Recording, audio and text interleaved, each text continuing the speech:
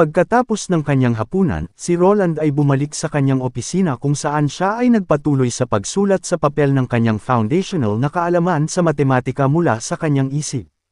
Nagpatuloy si Roland upang ipakita kay Sproul ang Pythagorean theorem. Sa tuwing tapos ng magsulat si Roland sa isang piraso ng papel, ibibigay niya kay Sproul upang mag-scan dito. Anumang bagay na kanyang tingnan ay permanenteng masesave sa kanyang alaala. Sa kasamaang palad, ang mga kakayahan ni Sproul ay limitado sa memorization lamang, at hindi niya maintindihan ang mga pangunahing konsepto ng matematika sa high school level sa kanyang sarili. Sa makatuwid, sa kanyang libreng oras, kailangang ipaliwanag ni Roland ang mga ito sa kanya. Hindi tulad ni Sproul, walang photographic memory si Roland, at, sa katunayan, ang kanyang memorya ay unti-unting humihina na sa paglipas ng panahon. Dahil sa kanyang background sa engineering, madalas niyang ginagamit ang mga subject tulad ng matematika at pisika, ngunit ang iba pang mga subject tulad ng history, geography, biology, at chemistry ay malamang na hindi niya masyadong maalala sa kanya ngayong antas. Hindi alintana kung ito ay kinakailangan o hindi, ang pagsusulat ng mga nilalaman na hindi pa niya nakalimutan ay makakatulong sa kanya na masave ang higit pang kaalaman. Habang nagtatranscribe si Roland, pinag-isipan niya kung ano talaga ang magic sa mundong ito.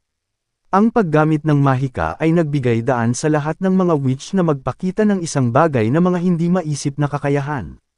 Sa huling natitira niyang buhay, hinangad ni Einstein na pagsamahin ang apat na fundamental forces ng universe sa isang solong theoretical framework na kilala bilang the theory of everything. Sa isang kadahilanan, ginawa niya ito upang hanapin ang pinanggalingan. Nagtataka si Roland, maaari bang magkaroon ng universal principle na pwedeng ma-adapt ng iba pang universe? Kung meron man, maaari lamang itong pag-isipan ni Roland dahil sa kasalukuyang antas ng teknolohiya, hindi niya posibleng masuri ang gayong force na nagmumula sa mga witch. Sa makatuwid, ang kanyang pangunahing gawain ay isulong ang industriya at teknolohiya at ipalaganap ang pag-unlad ng sibilisasyon. Marahil isang araw ay talagang mauunawaan niya ang kapangyarihan nila. Mahal na kamahalan, nagsalita si Sproul nang makitang nalilito ang prinsipe at hindi maiwasang magtanong. Nawala sa kanyang pag-iisip si Roland at umubo ng 2 beses, napatingin sa halos natutunaw na nakandila. Tawagin natin itong, isang araw na napakaganda. Nang ibinaba niya ang kanyang ulo upang yumuko at umalis, hindi niya napigilan, binagalan niya ang kanyang lakad, lumingon saglit na nag-aalinlangan bago nagtanong. Hinuhulaan ni Roland ang kanyang sasabihin, kung ito ba ay, bakit mo kami binigyan ng tirahan dito? Hindi ka ba nangangamba sa banta ng simbahan? Ilang beses na siyang tinanong ni Nightingale at Wendy noon ng ganito. Pero ang tanong ni Sproul ay, posible bang magpakasal ka sa isang witch? Magalang na tanong ni Sproul. Halos iluwa ni Roland ang tubig na nasa bibig niya matapos marinig ang tanong. Magpakasal sa isang witch. Agad na naisip ni Roland ang imahe ni Anna, na nag-iwan ng malalim na impresyon sa kanya mula nang magkita sila sa selda. Nabighani siya sa kanyang asul na lawa na mata. Ang mga witch ay mga babaeng nagtataglay ng mga pambihirang kakayahan, na nagising mula sa mga ordinaryong tao. Napakaganda ang kanilang mga hitsura at pangangatawan, tiyak, na gagawin silang sentro ng atensyon sa modernong lipunan sa planetang Earth. Bakit mo na itanong? Tumingin siya kay Sproul at sumagot ng nakangiti, bakit hindi? At napahaplos sa kanyang balikat, bumalik si Wendy sa kanyang silid. Pagkatapos ng halos isang buwang pagsasanay, ang kanyang mga kakayahan sa pagkontrol ng hangin ay lubos na napapabuti. Pagdating ni Wendy, tapos nang maligo si Nightingale at nakaupo sa kama na nakapantulog, na naghihintay sa kanya. Gayunpaman, ang ikinagulat ni Wendy ay ang hindi mapigil ang ngiti sa mukha ni Nightingale. May nangyari bang maganda, o sumali ka sa iba para sa larong Gwent card? Hindi napigilan ni Wendy na magtanong, ngunit umiling si Nightingale at hindi umingik, ngumiti lang ito ng mas malalim. Nakatago si Nightingale sa silid ng itanong ni Sproul, ang presensya niya ay hindi nakikita sa kaalaman ng lahat. Habang nagsimulang magsalita si Roland, siya ay nakinig ng mabuti, ang kanyang puso ay tumibok ng magkahalong pagtataka at ginhawa. Ngumiti si Wendy, sinabi na si Nightingale ay tiyak na nakakuha ng isang magandang card. 2 linggo na ang lumipas mula noong buwan ng mga demonyo. Matapos ang mga pag-ulan ng mga nyebe, Ang mga puno sa magkabilang gilid ng ilog ay sumibol ang mga sariwang dahon at ngayon ay malago na tulad sa mga halaman.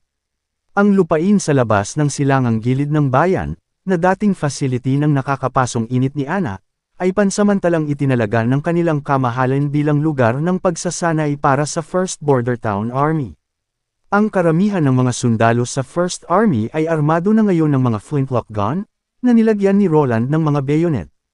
Sina Axe at Carter ang nangangasiwa sa mga training session kung saan ang mga sundalo ay nagsasanay sa pagtusok at pagsaksak gamit ang kanilang bagong armas.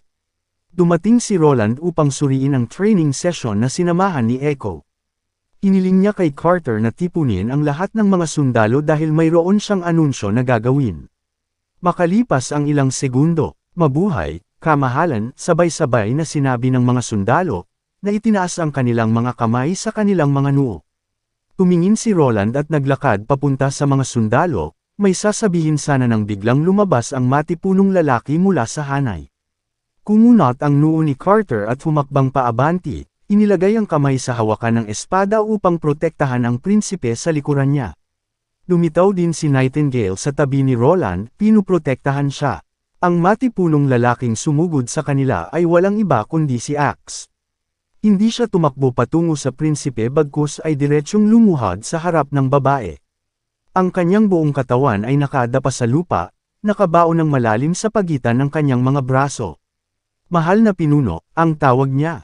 Ang pagsasanay ay napilitang huminto, at ang iba ay sumunod kay Roland pabalik sa kanyang opisina.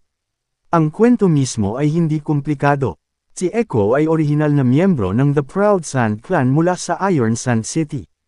Ang kanyang tunay na pangalan ay Drew Silvermoon, at ang kanyang ama ay ang pinuno ng The Proud Sand Clan.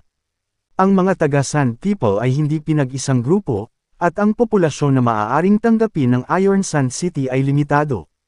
Sa makatuwid, bawat 3 taon, ang bawat angkan ay kailangang magsagawa ng isang sagradong labanan sa nasusunog na lugar o Burning Land. Ang 6 na nanalong angkan lamang ang maaaring makakuha ng karapatang manirahan sa lungsod. Sa kabila ng kanilang mapagmataas at magiting na pagsisikap sa labanan, ang Sand Tribe ay natalo sa pamamagitan ng mapanlinlang na paraan, na humantong sa kalunos-lunos na pagkawala ng kanilang pinuno at kapatid ni Echo. Nakadagdag sa pagkawasak ng tribo pagkatapos ng pagkatalo, dahil sa kanyang namumukod tanging hitsura, si Echo ay hinuli at ibinenta bilang isang alipin. Si Axe, na may halong dugo, na nahaharap sa diskriminasyon mula sa ibang Sand People na hindi siya itinuturing na isang tunay na Mogan. Sa kabila nito, ginawa niya ang lahat para protektahan si Echo. Sa kasamaang palad, sa isang pagtatangka na iligtas si Echo, siya ay hinampas sa likod sa ulo at nawalan ng malay. Matapos ibenta si Echo bilang isang mataas na kalidad na alipin sa isang taksil sa Bluewater Harbor, si Axe ay gumugol ng maraming taon sa paglalakbay sa katimugang rehiyon at pagbisita sa maraming mga pamilihan ng alipin upang hanapin siya. Sa kabila ng kanyang pagsisikap, hindi niya nagawang makakalap ng anumang impormasyon tungkol sa kanyang kinaroroonan. Lumuhod si Axe, nanumpa sa kanyang buhay na paglilingkuran si Roland, at humingi ng paumanhin sa kanyang nakakagulat na eksena. Sinabihan siya ni Roland na tumayo. Tumigil sandali si Roland at pagkatapos ay nagpatuloy, sinabi kina Echo at Axe na ang pagtulong sa kanila na makaganti ay isang magandang bagay. Nanlaki ang mata ni Axe dahil sa hindi makapaniwala. Hindi gaanong nag-react si Echo, na nagpapahiwatig na wala siyang masyadong pag-asa na makabalik sa Iron Sand City. Napaisip si Roland nang ilarawan ni Axe ang pinakatimog na rehiyon, narinig niya ang ilang mga bagay na lubhang kawili-wili. Ang Burning Land na ang lupa ay mainit at tuyo na may kakaiba at sari-saring kapaligiran. Sa partikular, mayroong isang uri ng orange na apoy na sumabog mula sa ilalim ng lupa at maaaring sumunog sa ilalim ng ilang dekada at hindi ito lumalabas.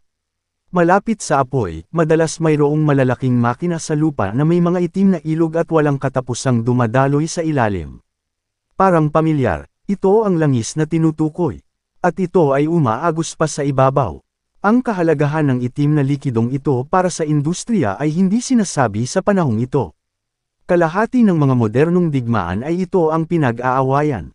Ang pagbabago-bago sa mga presyo ng langis ay maaaring makaapekto sa pagtaas at pagbaba ng mga bansa, at maaari pa nitong baguhin ang kaayusan ng mundo. Ngunit ang border town ay masyadong malayo sa Iron Sand City. Sinabi ni Roland kay Axe na hahanapin niya ang hustisya para sa kanila kapag siya ay makaakyat na sa trono. Ang mga aksyon ngayon ni Axe ay lumabag sa unang tuntunin ng militar. Siya ay inilagay sa solitary confinement sa loob ng 2 araw. Nais ni Roland na maglaan siya ng oras upang pagnilayan ang kanyang pag-uugali. Isang grupo ng mga sundalo ang naghihintay sa field, at ang isa sa mga nakababatang sundalo ay lumapit kay Brian, na isa na ngayong squad leader, at tinanong kung parurusahan ng kanilang kamahalan si Axe para sa kanyang nagawang eksena. Di nagtagal, bumalik sina Roland, Carter, at Echo sa training field. Inutusan na ni Carter ang lahat na pumunta sa kanilang mga nakatalagang grupo at tumayo sa formation. Nag-anunsyo si Roland, humakbang para kausapin sila. Ipinaalam ni Roland na ang babaeng nakatayo sa likuran niya ay isang witch na matagal nang nawawalang kamag-anak ni Axe. Ipinaalam din ni Roland sa grupo na si Axe ay pinarusahan ng 2 araw na pagkakakulong dahil sa paggambala sa pagsasanay at paglabag sa disiplina ng militar. Muling idiniin ni Roland na ang pinakamahalagang katangian ng isang sundalo ay ang pagsunod at disiplina. Ipinakilala ni Roland ang kakayahan ni Echo, ipinaalam na si Echo ay magpapakita ngayon ng isang marching song, pagkatapos ay inutusan ang mga sundalo na magmarcha na naaayon sa tugtog, at panatilihin ang formation sa parehong linya. Habang nagtatanong ang lahat kung ano nga ba ang marching song, itinuro ni Roland si Echo at nilinaw na si Echo ang banner flag ng First Army at ang kaluluwa ng Flintlock Gun Squad. Dapat gawin ng lahat ang kanilang makakaya para protektahan siya. Habang umalangaw-ngaw sa silid ang hindi pamilyar na himig, agad na naunawaan ng lahat ng mga sundalo ang intensyon ng kanilang kamahalan. Ang maindayog na kumpas ng mga tambol ay nagtulak sa kanila na igalaw ang kanilang mga paa, at ang masiglang himig ay pumukaw sa kanilang pagkauhaw sa labanan. Ito ay kilala bilang isang marching song, na kilala rin bilang isang awit ng digmaan na nag-uudyok at nagbibigay inspirasyon sa mga sundalo na patuloy na lumaban sa larangan ng digmaan. Biglang, sa kalagitnaan ng gabi, isang grupo ng mga sundalo ang nagbabantay sa tarangkahan ng kastilyo nang pinaulanan sila ng mga palaso. Bago pa man sila makapag-react, tumagos ang mga palaso sa kanilang katawan, na nag-iwan sa kanila na mawalan ng malay. Si Timothy, ang bagong hari, ay lumingon at nakita ang mga poste ng watawat na nakataas, ang mga kulay abong watawat ay nakalahad sa hangin. Sa wakas, ay dumating si Timothy sa Eagle's Nest City. Ang kanyang hukbo ay napakalaki, na binubuo ng pangunahing kanyang mga personal na bodyguard, ang Royal Knights, at ang mga sundalo ni Duke Franzire mula sa Eastern Province. Sa kabuuan, ang 3 grupo ay umabot sa 6,000 katao, na may nakakagulat na 1,000 mahusay na sinanay at mahusay na kagamitan ng mga kabalyero. Si Timothy ay naglunsad ng isang sorpresang pag-atake sa hukbo ng kanyang kapatid na babae. Ang mga tao sa pader ng lungsod ay nakatayong nakakalat at walang masyadong bantay, na nagpapahiwatig na hindi sila ganap na handa para sa pagtatanggol sa lungsod. Sa kalmadong tono, si Timothy ay nagsabi kay Duke Fran, mukhang gusto nang tumakbo ng kapatid ko. Sumang-ayon ang Duke kay Timothy at pinuri ang napakatalino na taktika ni Timothy na umatake sa gabi. Nasiyahan, tinitigan ni Timothy ang madaling masakop na Eagle's Nest City, napagtanto na ang lahat ay nangyari ng eksakto sa kanyang pinlano, na ito ay mas mabuti. Inutusan ni Timothy ang kanyang hukbo na sumalakay. Ang hukbo sa likuran niya ay umabanti, at ilang grupo ng mga sundalo ang lumabas mula sa formation. Sa pangunguna ng isang kawan ng mga kabalyero, kumpiyansa silang umatake patungo sa Eagle's Nest City. Sa di kalayuan, biglang may itinaas na banner sa gitna ng mga tao. Ang berdeng sutla na watawat ay lumipad sa hangin, na may sagisag ng isang bangka at isang korona. Itinaas ni Timothy ang kanyang mga mata, upang makita ang formation ng kalaban. Doon, nakita niya ang isang pamilyar na babae na nakatayo sa isang malapad na kahoy na hawak ng maraming lalaki sa ilalim. Iwinaksi niya ang kanyang mga kamay na may hawak na bandera, at tila sumisigaw ang kabilang panig sa kumpiyansa nila, sa paparating na labanang ito.